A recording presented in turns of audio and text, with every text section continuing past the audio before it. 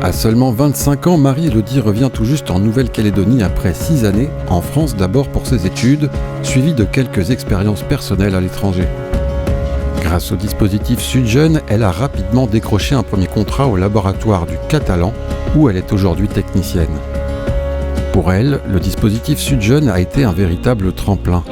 L'opportunité de prouver sa valeur malgré son manque d'expérience et un soutien concret pour entrer sereinement dans le monde du travail.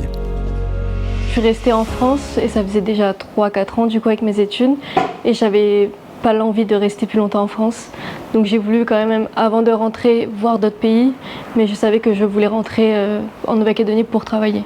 Je voulais pas avoir de l'expérience forcément en France.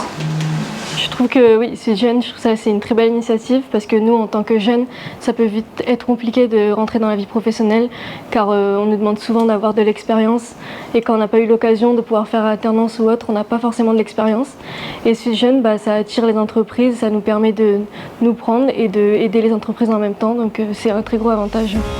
Si Sud-Jeunes a été une chance déterminante pour Marie-Élodie au moment de débuter sa carrière, il constitue aussi un appui précieux pour les employeurs. Dans un contexte où certains recrutements sont difficiles, le dispositif sécurise l'intégration de jeunes calédoniens qualifiés et motivés. C'est le cas de Catherine Desrumeaux, pharmacienne biologiste qui a pu recruter 2 jeunes grâce au dispositif. Sud-Jeunes prend en charge une partie du salaire d'un Calédonien de moins de 30 ans lors de son embauche. L'aide peut couvrir jusqu'à 3 mois de rémunération et charges, dans la limite de 2 millions de francs, aussi bien pour un CDD qu'un CDI.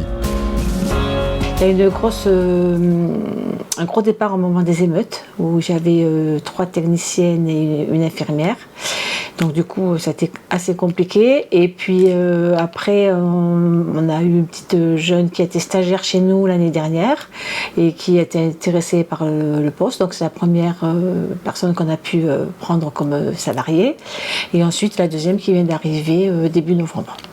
C'est de gros aide pour commencer, pour restructurer la société, pour pouvoir permettre à ces jeunes de les garder en CDI. Et ça, je me dis que ça nous donne un coup de pouce après tout ce qui est arrivé maintenant en point de vue économique. On avait besoin d'une petite aide, c'était très bien, quoi. Avec Sud-Jeunes, Marie-Élodie a pu lancer sa carrière ici en Nouvelle-Calédonie et commencer à construire ses projets.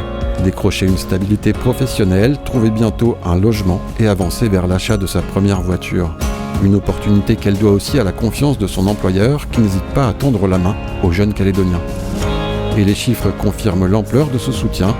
En octobre 2025, 168 demandes Sud-Jeunes ont été déposées, 83 sont déjà agréées, représentant 78 CDI et 5 CDD.